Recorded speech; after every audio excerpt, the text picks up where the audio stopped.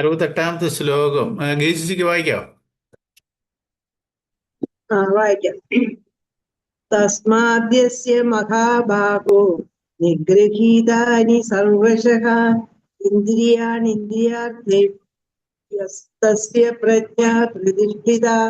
ഹേ വീരനായ അർജുന, അതുകൊണ്ട് ആരുടെ ഇന്ദ്രിയങ്ങൾ വിഷയങ്ങളിൽ നിന്ന് പൂർണ്ണമായും നിയന്ത്രിതങ്ങളാണോ അയാളുടെ പ്രതിജ്ഞ സ്ഥിരമത്രേ. നമ്മുടെ തീരുമാനം മറ്റുള്ളവർ അംഗീകരിക്കണമെങ്കിൽ അതിലെ യുക്തി ആദ്യം അവരെ ധരിപ്പിക്കേണ്ടതുണ്ട്. യുക്തികൾ വെളിപ്പെടുത്തിയ ശേഷം അവയുടെ അടിസ്ഥാനത്തിൽ നമ്മുടെ അഭിപ്രായം ഇന്നതാണ് എന്ന് പറയുമ്പോൾ അത് മറ്റുള്ളവർ ചോദ്യം ചെയ്യാതെ സ്വീകരിച്ചുകൊള്ളും. ഈ രീതിയാണ് ഗീതാചാര്യൻ ഇവിടെ കൈക്കൊണ്ടിട്ടുള്ളത്. ഇന്ദ്രിയ നിഗ്രഹമില്ലെങ്കിൽ വരുന്ന ദോഷത്തെ മുൻ ശ്ലോകങ്ങളിൽ വ്യക്തമാക്കി. അതിന്റെ വെളിച്ചത്തിൽ കൃഷ്ണൻ സ്വാഭിപ്രായം പ്രകടിപ്പിക്കുന്നു. ആത്മനിയന്ത്രണമാണ് ജീവിതത്തെ ഉദാത്തമാക്കുന്നത്. കണ്ണീരും തേങ്ങലുകളും നിറഞ്ഞ ഒരു ജീവിതമേ വേണ്ടൂ എങ്കിൽ ആത്മനിയന്ത്രണത്തിന്റെ ആവശ്യമില്ല. അന്യജീവിതം നയിക്കണമെന്നുണ്ടെങ്കിൽ ആത്മനിയന്ത്രണം കൂടിയേ കഴിയും. വിഷയങ്ങളിൽ അലഞ്ഞു തിരിയാൻ അനുവദിക്കാതെ എല്ലാ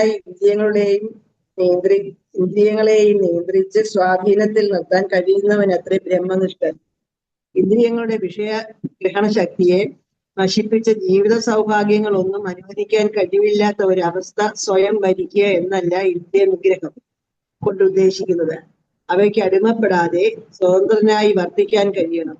യോഗി ഇന്ദ്രിയങ്ങൾക്ക് അടിമപ്പെട്ടു കഴിയുമ്പോൾ യോഗി അവയെ സ്വന്തം അടിമകളെ പോലെ സ്വാധീനത്തിൽ നിർത്തുന്നു.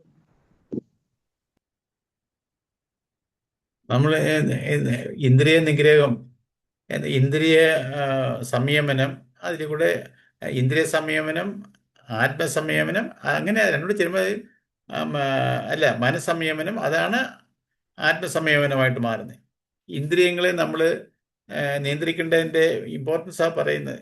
നമ്മുടെ തീരുമാനം മറ്റുള്ളവർ അംഗീകരിക്കണമെന്ന് അതിലെ യുക്തി ആദ്യം അവരെ ധരിപ്പിക്കേണ്ടതുണ്ട്. യുക്തികൾ വെളിപ്പെടുത്തിയ ശേഷം അവയുടെ അടിസ്ഥാനത്തിൽ നമ്മുടെ അഭിപ്രായം ഇന്നതാണെന്ന് പറയുമ്പോൾ അത് മറ്റുള്ളവർ ചോദ്യം ചെയ്യാതെ സ്വീകരിച്ചുകൊള്ളും. ഈ രീതിയാണ് ഗീതാചാര്യൻ ഇവിടെ കൈക്കൊള്ളുകൊണ്ടിരിക്കുന്നത്. അപ്പോൾ നമ്മൾ ഈ പറയുന്നത് ഇപ്പം ഈ ഓരോ കാര്യങ്ങളും നമ്മൾ ഒരു തത്വം പറയുന്നതിന് മുമ്പ് അതിൻ്റെ ബേസിക്സ് പറയാതെ അതിൻ്റെ കാര്യം ഇന്നതൊക്കെ ആയിട്ട് എന്ന് പറഞ്ഞിട്ട് മറ്റേത് പറയുമ്പോഴോ നമുക്ക് വളരെ ക്ലാരിറ്റി ഉണ്ടാവും. നമ്മളിപ്പം നമ്മൾ ഈ കുറേ ആദ്യത്തെ കുറേ ബേസിക് ജീവാത്മാവാരാണ്, പരമാത്മാവാരാണ്, റിലേഷൻ എന്തുവാണ്, നമ്മുടെ കർമ്മഫലം എന്താണ്, നമ്മൾ എന്തുവാ വികാരം എന്തുവാ, വിവേകം എന്തുവാ, ബുദ്ധി എന്തുവാ, ഈ കാര്യങ്ങളെക്കുറിച്ചൊക്കെ ഉള്ള ഒരു അറിവ് കിട്ടിയിട്ട് നമ്മൾ ഈ കാര്യങ്ങളെ പഠിക്കുമ്പോൾ നമുക്ക് ആ ക്ലാരിറ്റി വരുന്നില്ല എന്ന് പറയുന്ന പോലെ കൃഷ്ണൻ ഇവിടെ ഈ ആത്മസംയമനം നമ്മൾ എന്തോ ഈ ശ്ലോകങ്ങളൊക്കെ എന്തിനെക്കുറിച്ച് പറയുക? സ്ഥിതപ്രജ്ഞ ലക്ഷണം പറയുക. സ്ഥിതപ്രജ്ഞ വെച്ചാൽ ആ പ്രജ്ഞ സ്ഥിരത എന്നുവെച്ചാലും ആ മനസ്സ് സ്ഥിര മനസ്സ്. പ്രജ്ഞ വെച്ചാൽ നമ്മുടെ സ്ഥിരപ്രജ്ഞ, നമ്മൾ പ്രജ്ഞ വെച്ചാൽ ബോധ മനസ്സ് തന്നെയാണ്. ആ മനസ്സിനെ നമ്മൾ സ്റ്റഡി ചെയ്ത് നിർത്തുന്നു. മനസ്സ് എപ്പോഴും ചഞ്ചലമാണ്. സ്ഥിതപ്രജ്ഞൻ എന്നുവെച്ചാൽ ആ സ്റ്റഡി മൈൻഡ് ഉള്ളവനെ പറയുന്നത്. മറ്റേ അങ്ങനെ ചഞ്ചല മനസ്സുള്ളവനെ എപ്പോഴും മനസ്സിങ്ങനെ നമ്മൾ വിചാരിക്കുന്ന ഡയറക്ഷനൊക്കെ എങ്ങനെയും പോയിക്കില്ല. കുരങ്ങിന്റെ കൂട്ടാ മനസ്സ്. അത് ഏത് ഡയറക്ഷനിൽ പോയിക്കൊണ്ടിരിക്കും. നമുക്ക് അതിനെ അപ്പോൾ നമുക്ക് പിടിച്ചു നിർത്താൻ പറ്റാത്തൊരു സംഗതിയാണ് നോർമലായിട്ട്. പക്ഷേ അതിനെ പ്രാക്ടീസിൽ കൂടെ അതിനെ മാനേജ് ചെയ്ത് നമ്മുടെ കൺട്രോൾ നിർത്തുക, അതാണ് ആത്മസംയമനം. അതാണ് നമ്മൾ പ്രാക്ടീസ് ചെയ്യേണ്ടത്. അതിൻ്റെ ആവശ്യകത എന്താ? എന്തിനിങ്ങനെ മനസ്സിനെ നമ്മൾ ഇതിനെക്കുറിച്ച് മനസ്സെന്താന്ന് പോലും ചിന്തിക്കുന്നില്ല. ഞാൻ ഈ ശരീരമാണ്, ഇത് ഇങ്ങനെയാണെന്ന് പറഞ്ഞുകൊണ്ട് ഇങ്ങനെ ഈ ഭൗതികതയിൽ നമ്മളെല്ലാവരും പൊയ്ക്കൊണ്ടിരിക്കുന്നു. ഈ അറിവിലോട്ട് വരുമ്പോഴാണ് ഇതിൻ്റെയൊക്കെ സൂക്ഷ്മമായിട്ടുള്ള കാര്യങ്ങൾ മനസ്സിലാക്കുമ്പോഴാണ് ഇതിൻ്റെയൊക്കെ ഇമ്പോർട്ടൻസ് അറിയുന്നത്. അല്ലെങ്കിലോ നമ്മളിതൊന്നും അറിയാതെ ഈ മനസ്സ് നമ്മളെങ്ങനെ വലിച്ചുകൊണ്ട് പോവാം. ഇപ്പം നമ്മൾ മനസ്സിലാക്കുന്നു ഇതിൻ്റെയൊക്കെ ഒരു ആവശ്യകത. ഈ ആത്മസംയമനം പാലിച്ചു പോയ എനിക്ക് ശാന്തതയിലോട്ട് പോകണമെന്നുണ്ടെങ്കിൽ ഈ പറയുന്ന കാര്യത്തിനൊക്കെ ഇമ്പോർട്ടൻസ് ഉണ്ട്.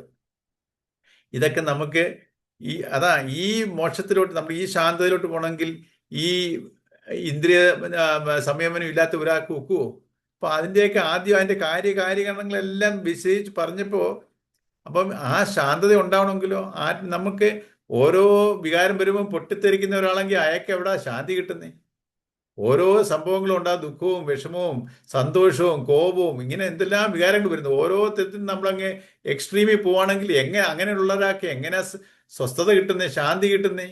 അപ്പോൾ ഇതിൻ്റെയൊക്കെ ആവശ്യകത അപ്പം നമ്മുടെ ഈ അനുഭവങ്ങളൊക്കെ വരുന്നതിലൂടെ നമുക്ക് ഈ അനുഭവങ്ങളെല്ലാം ഉണ്ടാകുന്നത് ഈ അഞ്ച് ഇന്ദ്രിയ മനുഷ്യന്റെ എല്ലാ അനുഭവങ്ങളും ഉണ്ടാകുന്നത് ഈ അഞ്ച് നമ്മുടെ ജീവാത്മാവ് ഈ അഞ്ച് ഇന്ദ്രിയങ്ങളിൽ കൂടെ മനസ്സുകൊണ്ട് ഇന്ദ്രിയം ഈ മനസ്സെന്ന് പറഞ്ഞ അന്ധകരണം ഉണ്ടല്ലോ, ആ മനസ്സിന്റെ ആ അന്ധകരണത്തിന്റെ ഒരു പാർട്ടാണ് ഈ മനസ്സ്. ഈ മനസ്സ് ഇന്ദ്രിയങ്ങളിൽ കൂടെ വെളിയിലോട്ട് പോവാണ്. എന്നിട്ട് ഈ ജീവാത്മാവിന്റെ ഇഷ്ടവും അനിഷ്ടവും ഈ പല പല വിഷയങ്ങൾ ഇവിടെ ഉണ്ട്. ഈ പ്രപഞ്ചത്തിലെ എല്ലാ വിഷയങ്ങളും ഉണ്ട്, എല്ലാ വിഷയങ്ങളും ഉണ്ട്. ആ വിഷയങ്ങളിൽ ഓരോരുത്തരുടെ വാസനയനുസരിച്ച്, അത് നേരത്തെ ഒരു ശ്ലോകത്തിൽ പറഞ്ഞല്ലോ, ഒരു മാർക്കറ്റിൽ പോകുമ്പോൾ അവിടെ ഇരിക്കുന്ന സാധനങ്ങളൊക്കെ ആരാ വാങ്ങിച്ചിട്ട് പോന്നേ? ഒരാളിങ്ങോട്ട് വന്ന് ആ മാർക്കറ്റിലുള്ള എല്ലാ സാധനങ്ങളും വാങ്ങിച്ചിട്ട് പോകും. അവരവർക്ക് താല്പര്യമുള്ള വിഷയങ്ങളും പോയി എടുക്കുന്നത്. അപ്പം ഓരോ വാസന അനുസരിച്ചാണ്. അപ്പം ഇവിടെ എല്ലാ വിഷയങ്ങളും ഉണ്ട്, പക്ഷെ ഓരോരുത്തരുടെയും വാസന വ്യത്യസ്തമാണ്, ഓരോരുത്തരുടെയും ഇഷ്ടം വ്യത്യസ്തമാണ്. അപ്പം ആ ഇഷ്ടം അനുസരിച്ച് ആ ഓരോ ഇന്ദ്രിയത്തിൻ്റെയും ആ വിഷയങ്ങളുമായിട്ട് നമ്മൾ, അപ്പോൾ ജീവാത്മാവ് കർമ്മഫലത്തിനെ അനുഭവിക്കുന്നത് എങ്ങനെ? ഈ ജീവാത്മാവ് സൂക്ഷ്മ ശരീരമായ അന്ധകരണത്തിന്റെ ഒരു പാർട്ട് മനസ്സ്. ഈ മനസ്സാണ് ഇന്ദ്രിയങ്ങളിൽ കൂടെ വെളിയിലോട്ട് പോകുന്നത്. ഈ പ്രപഞ്ചത്തിലെ വിഷയങ്ങളെ ഈ മനസ്സ് ഇന്ദ്രിയങ്ങളിൽ കൂടെ പോവാണ്, പോയി അതുമായിട്ട് ഇന്ററാക്ട് ചെയ്യുക. ഈ ജീവാത്മാവിന്റെ ഇഷ്ടവും അനിഷ്ടവും കർമ്മവാസനയായിട്ടുണ്ട്. ആ ഈ ജീവാത്മാവിന്റെ ഇഷ്ടവും അനിഷ്ടവും ഇതിന് നമ്മൾ ഈ മനസ്സ്, സൂക്ഷ്മ ശരീരത്തിലെ മനസ്സെന്ന് പറയുന്ന ചിന്ത ഈ ഇന്ദ്രിയങ്ങളിൽ കൂടെ മനസ്സിങ്ങനെ വെളിയിലോട്ട് പോയി ആ പ്രപഞ്ചവുമായിട്ട് വ്യവഹരിക്കുക. നമ്മുടെ സാഹചര്യങ്ങളുമായിട്ടും നമ്മുടെ വ്യക്തികളുമായിട്ട് സഹകരിച്ച് ഇഷ്ടാനിഷ്ടങ്ങൾ, അപ്പം സുഖവും ദുഃഖവും ലാഭവും നഷ്ടവും ഇങ്ങനെയുള്ള ദ്വന്ദ്ങ്ങളിൽ കൂടെ ഞാൻ എൻ്റെ അനുഭവങ്ങൾ അനുഭവിക്കുക. അപ്പൊ നമുക്ക് ഇതിനെയൊക്കെ നമ്മളൊന്ന് ബാലൻസ് ചെയ്യണമെന്നുണ്ടെങ്കിലോ ആദ്യം ഈ പ്രോസസ്സ് മനസ്സിലാവണം. എങ്ങനെയാണ് ഈ അനുഭവങ്ങൾ എനിക്ക് വരുന്നേ? അപ്പൊ ആദ്യം തന്നെ ഞാൻ ആരാണെന്നുള്ള ഒരു ഉറപ്പ് വരണം. ഞാൻ ഈ ശരീരമാണ്, ദേഹമാണ്, എൻ്റെ ബുദ്ധിയാണെന്ന് പറഞ്ഞുകൊണ്ടിരുന്നാൽ നമുക്ക് എങ്ങനെ മനസ്സിലാവും? ഞാനെന്ന് പറയുന്നത് ശരീരവുമല്ല മനസ്സുമല്ല, ഞാൻ ജീവാത്മാവാണ്, ഈശ്വരന്റെ അംശമാണ്. ഈശ്വരന്റെ അംശം, ഞാൻ ഈശ്വരന്റെ അംശമാണ്, പക്ഷെ വാസനയോട് ചേർന്നിരിക്കുന്നു. അത് ആ വാസന കാരണമാണ് എനിക്ക് ഈ അനുഭവങ്ങൾ വരുന്നതെന്നൊക്കെ നമ്മൾ മനസ്സിലാക്കി കഴിഞ്ഞാൽ, അപ്പോൾ ഈ അനുഭവങ്ങളിൽ നിന്ന് ഞാൻ, ഈ കർമ്മവാസനയിൽ നിന്ന് ഞാൻ ഉയരണം, കർമ്മഫലത്തിന് ഞാൻ ഇല്ലാതാക്കണം. എങ്ങനെ ആക്കും? ഈ കർമ്മഫലങ്ങൾ അനുഭവിച്ചുകൊണ്ടേ ഒക്കത്തുള്ളൂ. കർമ്മഫലങ്ങളെ തള്ളിക്കളഞ്ഞാൽ സാധിക്കുമില്ല. അപ്പോൾ ഈ കർമ്മഫലങ്ങളിൽ കൂടെ ഞാൻ വെച്ചാൽ എൻ്റെ കർമ്മഫലം, ഓരോരുത്തരുടെയും കർമ്മഫലം വ്യത്യസ്തമാണ്, ഓരോരുത്തരുടെയും ഇഷ്ടാനിഷ്ടങ്ങൾ വ്യത്യസ്തമല്ലേ? അപ്പം നമ്മുടെ അതിനെ പറയുന്നത് സ്വധർമ്മം എന്ന്. സ്വധർമ്മം എന്ന് പറഞ്ഞ ഓരോരുത്തരുടെയും സംസ്കാരത്തിനെയാണ് പറയുന്നത്, ഓരോരുത്തരുടെയും പ്രവൃത്തി മണ്ഡലം. എൻ്റെ ഇഷ്ടം അനുസരിച്ചായിരിക്കും എൻ്റെ പ്രവൃത്തി മണ്ഡലം. അപ്പം ഓരോരുത്തരുടെയും സ്വധർമ്മം അനുസരിച്ച് ഈ ലോകത്തിൽ വ്യവഹരിച്ച്, എങ്ങനെ വ്യവഹരിക്കണം? അത് രണ്ട് വിധത്തിലാണ്. ഒന്ന്, ഞാൻ എൻ്റെ മനസ്സുകൊണ്ട് വ്യവഹരിച്ച ഇന്ററാക്ട് ചെയ്താൽ ഞാൻ കൂടുതൽ ജന്മങ്ങളിലോട്ട് പോകും, വാസന കൂട്ടിക്കൊണ്ട് വരും, ചില അഴുക്ക് കൂടും, എൻ്റെ വാസനാ മാലിന്യം കൂടും. ഞാൻ ഈ വിവേകത്തിൽ കർമ്മങ്ങൾ ചെയ്തുകൊണ്ട് ഈ ഇഷ്ടങ്ങളെ അനിഷ്ടങ്ങളെ രണ്ട് രീതിയിൽ എനിക്ക് അനുഭവിക്കാം. ഈ ജീവാത്മാവിന് കർമ്മവാസനയെ എന്നുവെച്ചാൽ കർമ്മഫലത്തിനെ എനിക്ക് രണ്ട് വിധത്തിൽ അനുഭവിക്കാം. അത് മനുഷ്യന് മാത്രമേ ഒക്കത്തുള്ളൂ. ഈ മനുഷ്യനുള്ള ഈ ജീവജാലങ്ങളിലെല്ലാം മനുഷ്യന് മാത്രമേ ഒരേ ആഗ്രഹം എനിക്ക് രണ്ട് വിധത്തിൽ സാധിക്കാം. ഒന്ന് എൻ്റെ വികാരത്തിൽ കൂടെ എനിക്ക് പോയി സാധിക്കാം, വിവേകത്തിലും സാധിക്കാം. അപ്പൊ ഞാൻ എങ്ങനെ സാധിച്ചു? എനിക്ക് അൾട്ടിമേറ്റ്ലി നമുക്ക് എല്ലാവരും ആഗ്രഹിക്കുന്ന എന്തിനു വേണ്ടിയാ? സ്വസ്ഥമായിട്ടൊന്ന് ജീവിക്കണം, ശാന്തത വേണം. എല്ലാവരുടെയും മനസ്സിന്റെ ആഗ്രഹം ഇതന്നെ, സുഖവും ശാന്തതയും ശാന്തിയും ഒക്കെ ജീവിതത്തിൽ ഉണ്ടാവണം. പക്ഷെ നമുക്ക് എന്തുകൊണ്ട് അത് ഉണ്ടാവുന്നില്ല? നമ്മൾ ഈ സത്യങ്ങളെ മനസ്സിലാക്കാതെ നമ്മൾ കർമ്മങ്ങൾ ചെയ്യുന്നുണ്ടാ. ഞാൻ ചെയ്യുന്ന കർമ്മം വികാരത്തിൽ ചെയ്യുമ്പോൾ എനിക്ക് കൂടുതൽ കൂടുതൽ ദുരിതങ്ങൾ ഉണ്ടാകുന്നു. എങ്ങനെ? ഒരു കള്ളം പറയുമ്പോൾ അതിനെ നിലനിർത്താൻ ഞാൻ കൂടുതൽ കൂടുതൽ കള്ളങ്ങളിൽ പറയുന്നതിന് പ്രേരിതനാകുന്നത് പോലെ ഞാൻ ഈ കർമ്മവാസനകളെ വികാരത്തിന്റെ രീതിയിൽ ചെയ്യുമ്പോൾ, എന്ന് വെച്ചാൽ കർമ്മത്തിന്റെ രീതി, കർമ്മം എന്ന് വെച്ചാൽ വികാരത്തിൽ ചെയ്യുന്നതിനെയാണ് കർമ്മം എന്ന് പറയുന്നത്. ഈ സമർപ്പണ ബുദ്ധിയിൽ ചെയ്യുന്നതിനെയോ കർമ്മയോഗം എന്ന് പറയും. അപ്പൊ നമ്മുടെ വാസനകളെ, നമ്മുടെ കർമ്മഫലങ്ങളെ, വാസന അനുഭവങ്ങളെ കർമ്മത്തിലും ചെയ്യാം, കർമ്മയോഗത്തിലും ചെയ്യാം. നമ്മളിപ്പോൾ ഈ കർമ്മയോഗം എന്തുവാണെന്ന് പോലും നമുക്ക് അറിയത്തില്ല. ഇപ്പോഴാണ് നമ്മൾ ഇതിനെക്കുറിച്ച് അറിവുള്ളത്. അപ്പോൾ ഈ നമ്മളെല്ലാവരും ഈ വികാരത്തിന് അടിമപ്പെട്ട് കർമ്മങ്ങൾ ചെയ്ത് കൂട്ടിക്കൊണ്ട് പോവാ. അപ്പം നമ്മളിങ്ങനെ ജന്മങ്ങൾ, അപ്പം നമ്മൾ ഈ ശാസ്ത്രങ്ങൾ പഠിക്കുമ്പോൾ കാര്യങ്ങളെല്ലാം മനസ്സിലാക്കും. ഞാൻ ആരാണെന്നും ഈ ഈശ്വരൻ ആരാണെന്നും എൻ്റെ ജീവിത ലക്ഷ്യം. ഇപ്പം നമ്മൾ ഇതൊക്കെ അറിഞ്ഞില്ലെങ്കിൽ എൻ്റെ ജീവിത ലക്ഷ്യം എന്തുവാ? എനിക്ക് ഒത്തിരി ആഗ്രഹങ്ങളുണ്ട്. ഇതൊക്കെ മരിക്കുന്നതിന് മുമ്പ് എങ്ങനെയെങ്കിലും ഇതൊക്കെ സാധിച്ച് അങ്ങ് മരിക്കണം, സമാധാനമായിട്ട് മരിക്കണം. സമാധാനമായിട്ട് മരിക്കാൻ കഴിയുന്നുണ്ടോ? കാരണം നമ്മുടെ പൂർവികരെല്ലാം ഈ ഓൾഡ് ഏജിൽ പ്രായം ചെന്ന് വരുമ്പോഴത്തേക്ക് അവർ അസ്വസ്ഥകളും, അവർക്ക് അശാന്തരാവരെ, അവർക്ക് സന്തോഷമില്ല. ഈ സന്തോഷത്തിലും ഭയത്തിലുമായി ഇതിനാ മരിച്ചു പോകുന്നത്. അതെല്ലാം നമ്മുടെ എല്ലാവരുടെയും മുന്നാടി നേരത്തെ ഉള്ള എല്ലാ ആൾക്കാരുടെയും അനുഭവം ഇത്. നമ്മളും ആ പാതയിൽ കൂടെ മുന്നോട്ട് പോയിക്കൊണ്ടിരിക്കുന്നത്. നമ്മളിപ്പോൾ ഒരു ആത്മീയ പാത എങ്ങനെ, നമ്മുടെ ഇപ്പോഴത്തെ ഈ ശാസ്ത്രങ്ങൾ പഠിക്കുന്നതിന് മുമ്പുള്ള ആത്മീയ പാത എന്ന് പറഞ്ഞാൽ, ആത്മീയത എന്ന് പറഞ്ഞാൽ എന്താ? അമ്പലങ്ങളിൽ പോകുന്നു. എന്തുകൊണ്ട് അമ്പലത്തിൽ പോകുന്നു? നമ്മുടെ അച്ഛനും അമ്മമാരും നമ്മളെ ആ രീതിയിലോട്ട് അവർ കാണിച്ചു തന്ന വിധത്തിലാണ് നമ്മൾ പോയിക്കൊണ്ടിരിക്കുന്നത്. ഇപ്പോഴാണ് നമ്മൾ ഇതൊക്കെ പഠിച്ചിട്ടാണ് ഇതൊക്കെ അറിയുന്നത്. പക്ഷെ നമ്മൾ ആത്മീയതയെ തെറ്റായി ധരിച്ചിരിക്കുന്നു. അമ്പലങ്ങളിൽ പോകുന്നതും തീർത്ഥാടനം ചെയ്യുന്നതും ഒക്കെയാണ് ആത്മീയത എന്ന്. പക്ഷെ ആത്മീയത എന്ന് പറഞ്ഞാൽ എൻ്റയർലി ഡിഫറൻറ്റാ. കാരണം ഞാൻ ആരാണെന്നുള്ള, എന്നെ അന്വേഷിക്കില്ല. ഞാൻ ആരാണെന്ന് അറിഞ്ഞാലേ എനിക്ക് ഈശ്വരനിൽ എത്തിച്ചേരാൻ പറ്റത്തുള്ളൂ.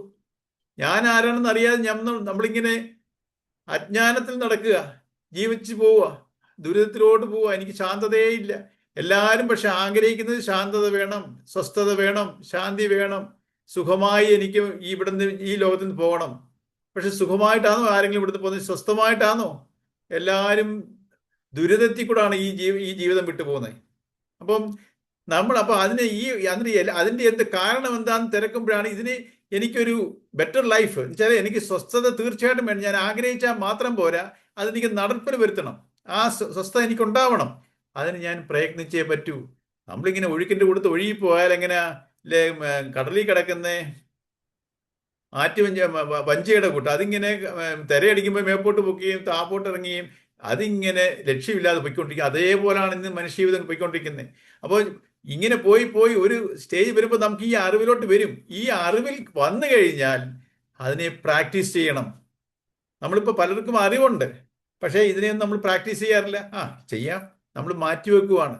ഇപ്പം നമ്മൾ ഓരോ കാര്യങ്ങളും നമ്മൾ നേരത്തെ ശ്ലോകത്തിൽ പറഞ്ഞു, നമ്മൾ ഇതിലെ കൂടെ ഇതെല്ലാം അറിയുന്നത് എൻ്റെ ബുദ്ധി കൂടെ, എൻ്റെ എമോഷൻസിൽ കൂടെ അല്ല ഞാനിതെല്ലാം അറിയുന്നത്. എൻ്റെ ബുദ്ധി ഉപയോഗിച്ചാണ് ഞാനെല്ലാം ഗ്രഹിക്കുന്നത്. ഗ്രഹിച്ച് നമ്മളിതെല്ലാം അറിയുന്നുണ്ട്. പക്ഷെ ഇതിനെയൊന്നും നമ്മൾ സീരിയസ് ആയിട്ട് എടുക്കുന്നില്ല. നമ്മൾ മാറ്റി വെക്കുക. എന്തുകൊണ്ടാ?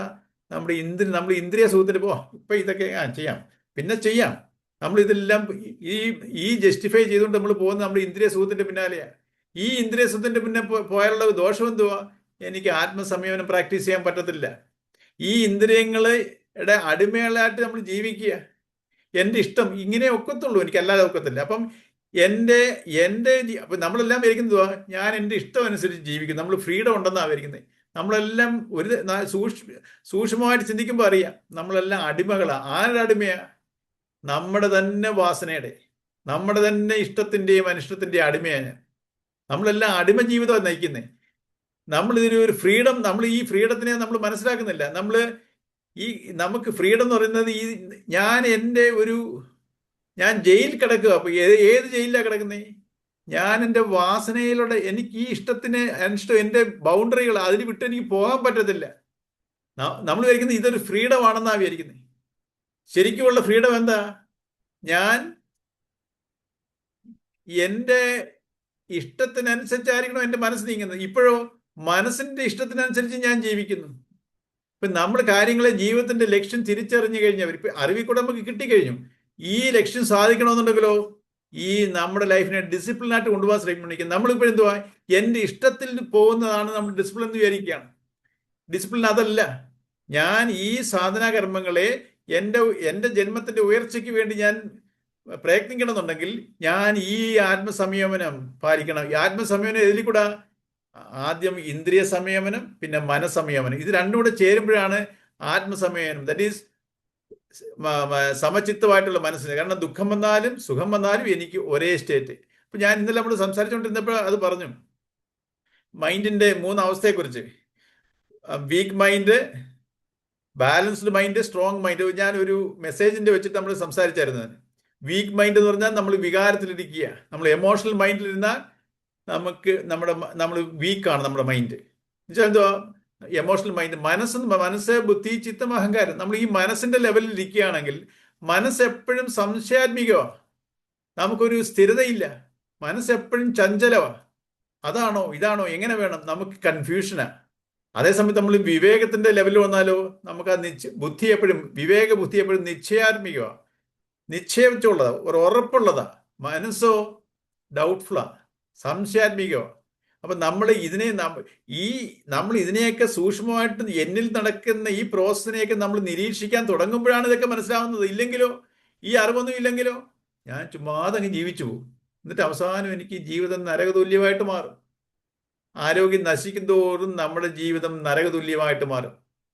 അപ്പം ഈ ശരീരത്തിന്റെ ആരോഗ്യം നശിക്കുന്നതിനനുസരിച്ച് എൻ്റെ മനസ്സും ക്ഷയിക്കാൻ തുടങ്ങും, ബലമില്ലാതിരിക്കും. ഞാൻ ഇങ്ങനെ ദുഃഖത്തിലും ദുരിതത്തിലും ഇങ്ങനെ. അതേ സമയത്ത് ഈ ശരീരം ക്ഷയിച്ചാലും മനസ്സ് സ്ട്രോങ് ആയിരുന്നെങ്കിലോ നമ്മൾ ശാന്തതയിലിരിക്കും. കാരണം എന്താ, ഈ ശരീരത്തിന്റെ ആരോഗ്യം നശിച്ചു നമുക്കൊന്നും ചെയ്യാൻ, അനങ്ങാൻ വയ്യ. അങ്ങോട്ട് നമ്മളിങ്ങനെ കിടക്കുകയാണ്. ആലോചിച്ച് നോക്കി, നമ്മൾ അവസാനം ഒരു കട്ടിലോട്ട് ഒതുങ്ങും. നമ്മളിങ്ങനെ ഇപ്പം വ്യവഹരിച്ച് നടക്കുകയാണ്. നമ്മുടെ ആ കർമ്മ മേഖലകളെല്ലാം ചുരുങ്ങി ചുരുങ്ങി വന്ന് നമുക്ക് അവസാനം ഒരു കട്ടിലോട്ട് മാത്രം ഒതുങ്ങും ജീവിതം. ആ കട്ടിൽ കിടക്കുമ്പോഴോ നമ്മുടെ മനസ്സ് സ്വസ്ഥമാണോ? നമ്മൾ എത്രയോ പേരെ കണ്ടേക്കുന്നു, അവരിങ്ങനെ സന്തോഷിച്ചാണോ കിടക്കുന്നത്? നല്ല ഒരു കണ്ടന്റഡ് ആണോ അവരുടെ മൈൻഡ്? എല്ലാ ചാരിതാർത്ഥ്യത്തോടുകൂടി നല്ല മനസ്സമാധാനത്തോട് ശാന്ത സ്വസ്ഥതയിലാണോ അവർ കിടക്കുന്നത്? മനസ്സ് അവരുടെ ഒരു ഭൂരിഭാഗം ആൾക്കാരുടെ, അപൂർവത്തിലുണ്ടാവും തീർച്ചയായിട്ടും, പ്രാക്ടീസ് ചെയ്ത് എത്രയോ പേര് നല്ല സമാധാനത്തിലേക്ക് പോകുന്നു. പക്ഷേ ഭൂരിഭാഗം ആളുകളും ആ സ്റ്റേജിൽ നമ്മൾ ദുരിതത്തില്ല. മനസ്സുകൊണ്ട് ദുരിതം. ശാരീരികമായി എല്ലാവരും നോക്കുന്നുണ്ടാവും.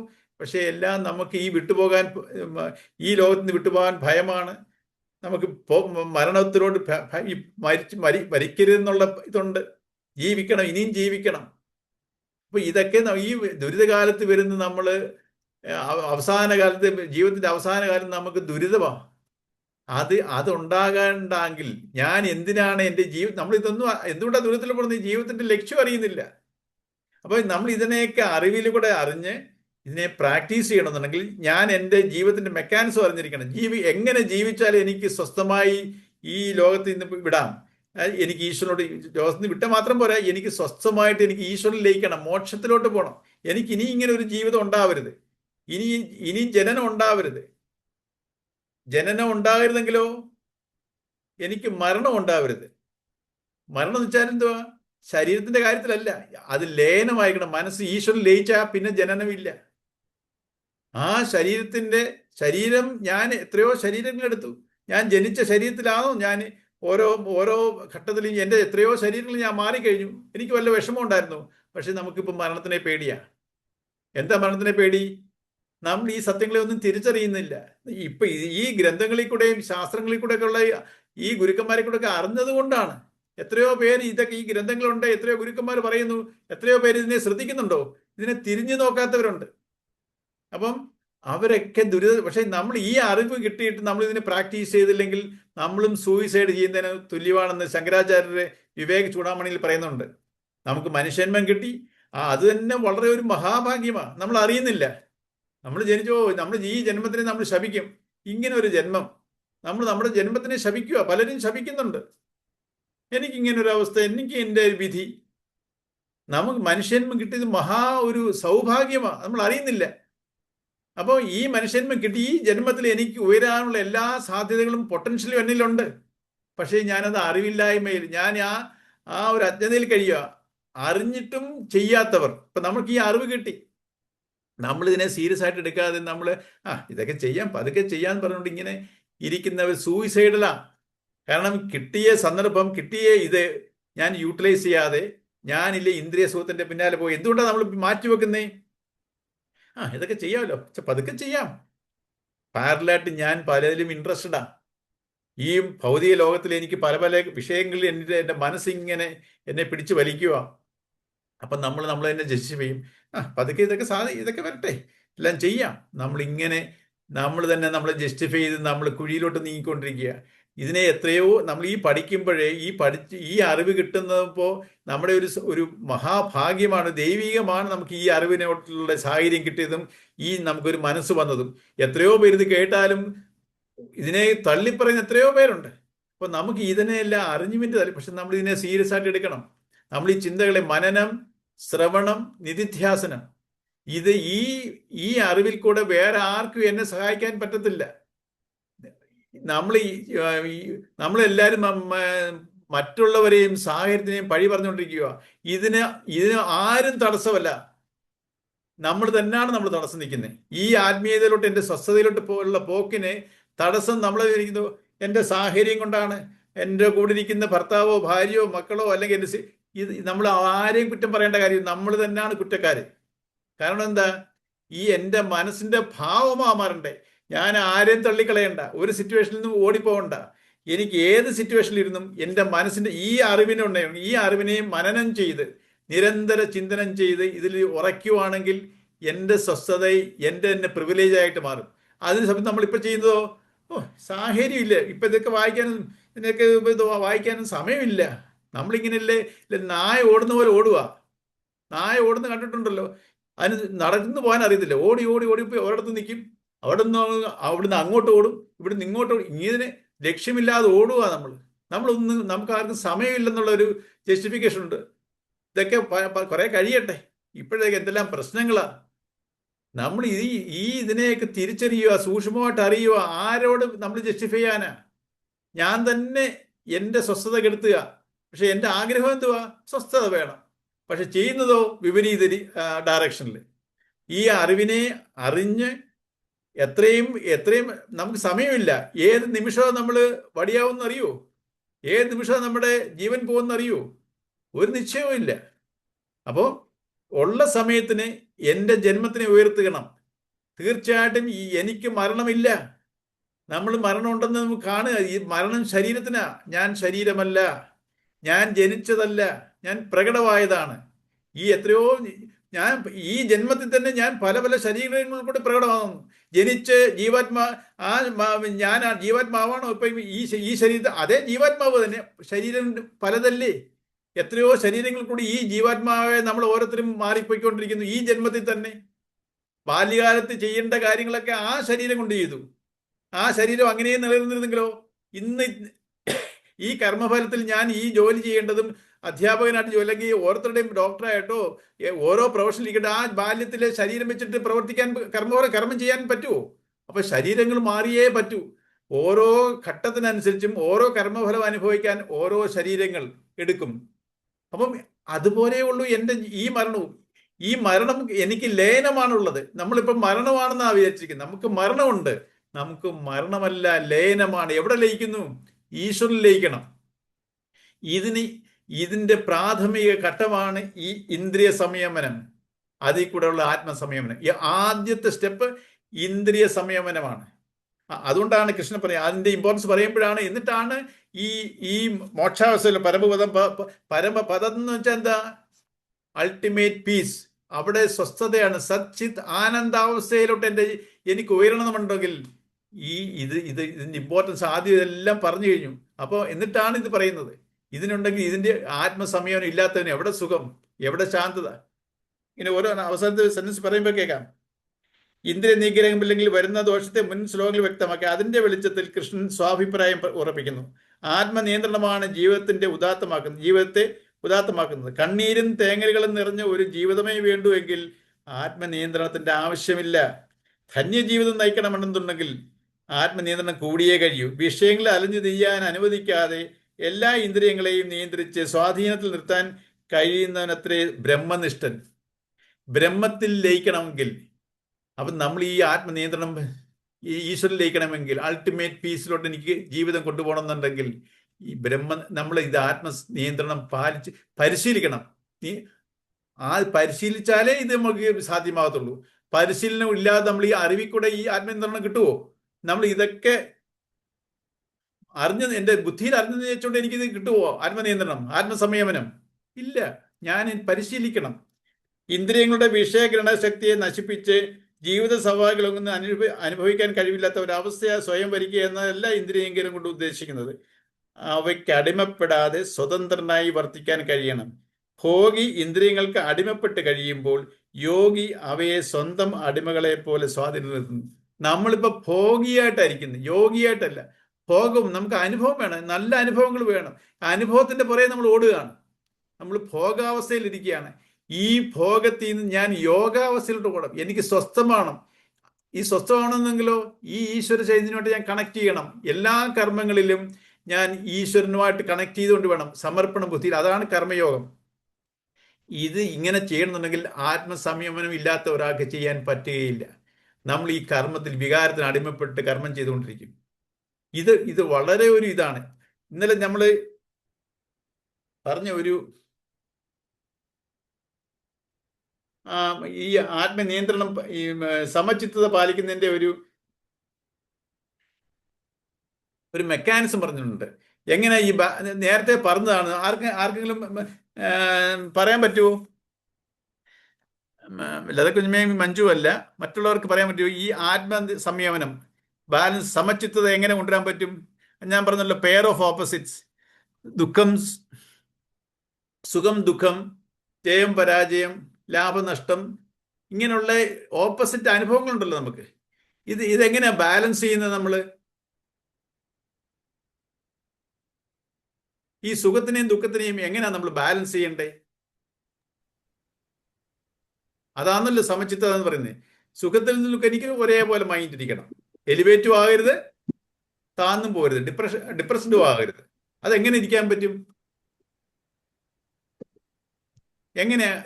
ഞാനൊരു കുറെ നാൾ മുമ്പ് ഒരു ശ്ലോകത്തിൽ കൂടെ ആ ശ്ലോകം പറഞ്ഞായിരുന്നു, സമദുഃഖേ എന്നുള്ള ആ ഒരു ശ്ലോകം വന്നപ്പോഴല്ലോ, സുഖം വരുമ്പോൾ കൂടുതൽ സന്തോഷിക്കാനോ ദുഃഖം വരുമ്പോൾ ഒരുപാട് മനസ്സിനെ വിഷമിപ്പിക്കാനോ ഇതെല്ലാം ഒരേ രീതിയിൽ കാണണം.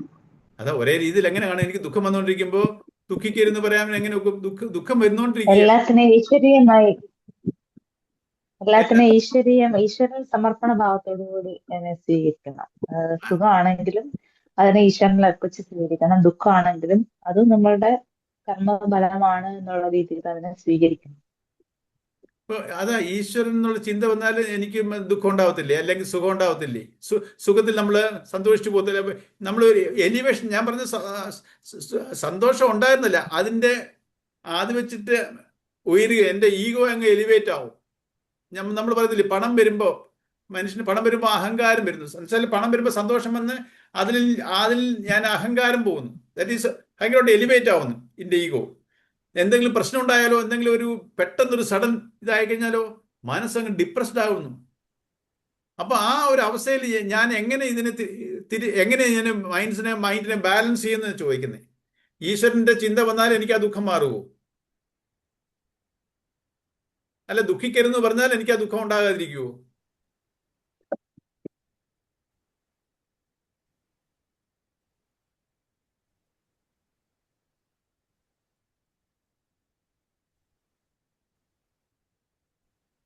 ഒന്ന് ഓർത്ത് നോക്കി. ഞാനൊരു അത് സ്വാമിജി പറഞ്ഞ ഒരു ഇതാണ്, ബുക്കിൽ നിന്ന് കിട്ടിയതല്ല. ആരാണ് ഈ സുഖിക്കുന്നതും ഈ ദുഃഖിക്കുന്നതും ആരാണ്?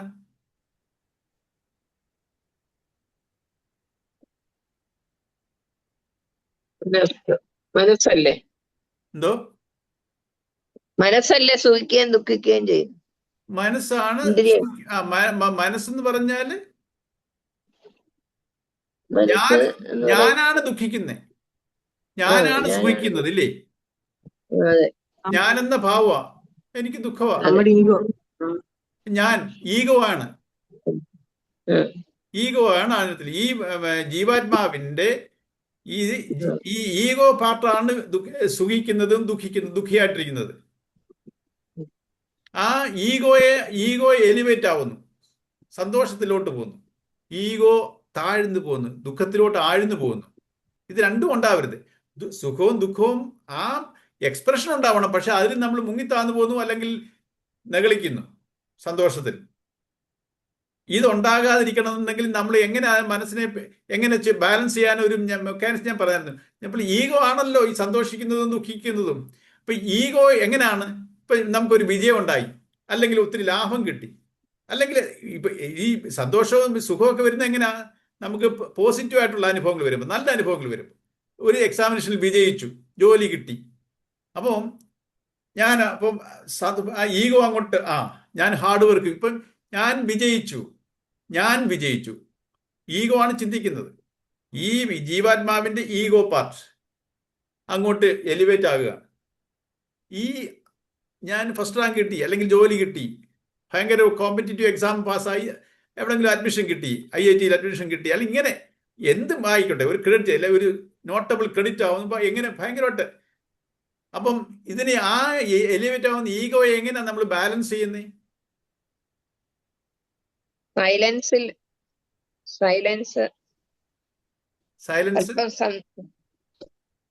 സൈലൻസിൽ ഇരിക്കുക കുറച്ച് സമയം നമ്മള്.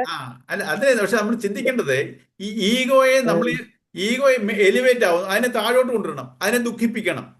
ഈഗോ സന്തോഷിച്ചു പോകുന്നു, അപ്പൊ ആ ഈഗോയെ ദുഃഖിപ്പിക്കുന്നത് എങ്ങനെയാ? ആ ദുഃഖിപ്പിക്കുമ്പോ ആണല്ലോ ആദ്യത്തെ ലെവലിൽ വരുന്നത്.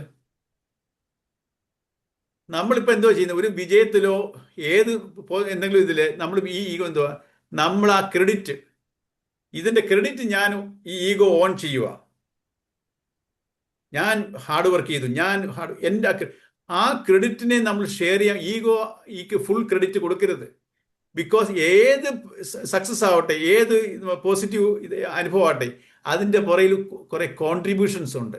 നമ്മൾ ഈ ക്രെഡിറ്റിനെ ഷെയർ ചെയ്യാൻ പഠിച്ചാൽ ഈഗോ എലിവേറ്റ് ആവത്തില്ല. നമ്മൾ എപ്പോഴും നമ്മുടെ ഉണ്ടാകുന്ന സക്സസ്സോ എന്തെങ്കിലുമൊക്കെ എല്ലാം പോസിറ്റീവ് ആയിട്ടുള്ള സുഖത്തിലോ വിജയത്തിലോ അല്ലെങ്കിൽ ലാഭത്തിലോ എല്ലാത്തിലും ഏതിലും നമ്മുടെ മാത്രം എഫർട്ട് അല്ല. ഈ ലോകത്ത് എത്രയോ പേരുടെ ഹെൽപ്പിലായിരിക്കും നമ്മൾ അത് കിട്ടിയത്.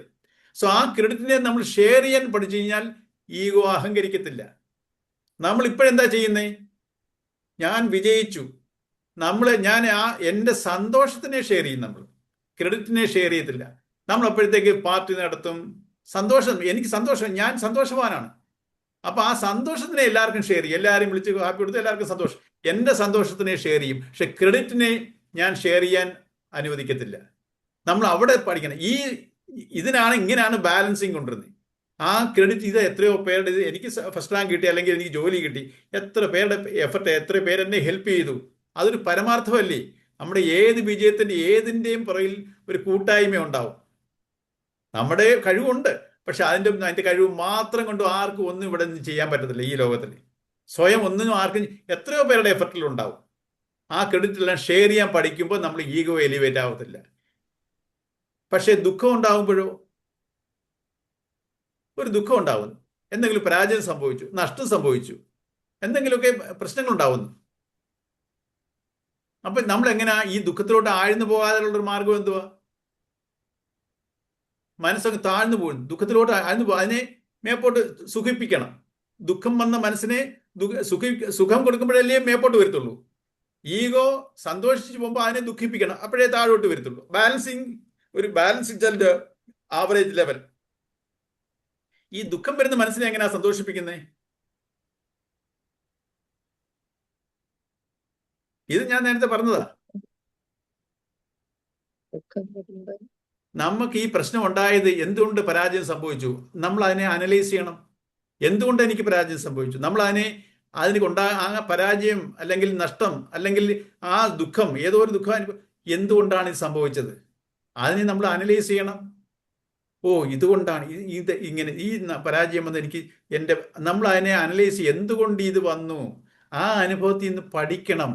എന്തുകൊണ്ട് എനിക്ക് ആ അനുഭവം വന്നു എന്ന് നമ്മൾ ലേണിംഗ് എപ്പോഴും നമുക്കൊരു ദുഃഖമാണോ തരുന്ന സുഖമാണോ വരുന്നത്? ഒരു ലേണിംഗ് പ്രോസസ് നമുക്ക് സുഖമാണോ തരുന്നത് ദുഃഖമാണോ? എപ്പോഴും നമുക്ക് സന്തോഷമാണ് തരത്തുള്ളൂ.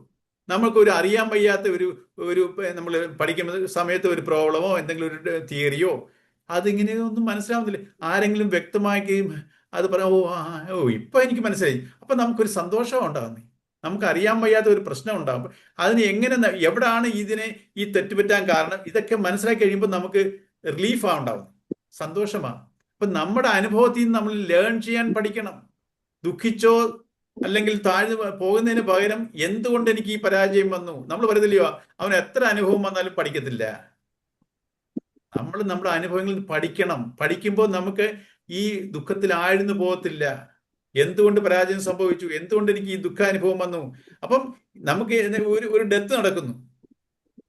അപ്പൊ നമ്മൾ പക്ഷെ ഇതൊക്കെ അപ്പൊ നമ്മുടെ ഈ ശാസ്ത്രങ്ങളൊക്കെ പഠിച്ചിട്ടുണ്ട്. ആരും ഇവിടെ ഇതൊക്കെ ദേഹത്തിന്റെ ലെവലിൽ നടക്കും. അപ്പൊ ഈ ഇതൊക്കെ അറിയാമെങ്കിലോ നമ്മൾ ആ ദുഃഖത്തിൽ ആഴ്ന്നു പോവോ? പക്ഷെ ഇപ്പൊ ദുഃഖത്തിൽ ആഴ്ന്നു പോകാത്ത ഈ രഹസ്യങ്ങൾ അറിഞ്ഞിട്ടൊന്നുമല്ല. അങ്ങോട്ടും ഇങ്ങോട്ടും പരസ്പരം സ്വാർത്ഥരായിട്ടാ. ഒരാൾ പോയെങ്കിൽ പോട്ടെ, അത്രയും നല്ലത്. ആ രീതിയിലാണ് നമുക്ക് വിഷമം വരാത്തത്. അതേസമയത്ത് നമ്മൾ എത്രയോ ചിലരൊക്കെ ദുഃഖിച്ച് ഡിപ്രഷനോട്ട് പോകുന്നവരുണ്ട്. അപ്പം ഇന്നത്തെ നമ്മുടെ ഈ രീതിയിൽ വേണം നമ്മൾ ബാലൻസിങ് കൊണ്ടുവരാൻ. ഈഗോ എലിവേറ്റ് ചെയ്യുമ്പോൾ ഈഗോ എലിവേറ്റ് ആവാൻ കാരണം ക്രെഡിറ്റ്. നമ്മളിപ്പോൾ എന്തെങ്കിലും ഒരു പ്രശ്നം ഉണ്ടായി കഴിഞ്ഞാൽ അത് എന്റെ ക്രെഡിറ്റ് ഉണ്ടാകുന്ന പറയും. ഞാൻ അപ്പോഴേ നമ്മുടെ വീടുകളിൽ ഉണ്ടാകുന്ന സാഹചര്യമായത്. ഞാൻ പറഞ്ഞില്ലയോ, അപ്പോഴേ ഞാൻ പറഞ്ഞുകൊണ്ടാണ്, ഞാൻ പറഞ്ഞപ്പോഴാണ് സക്സസ് ആയത്.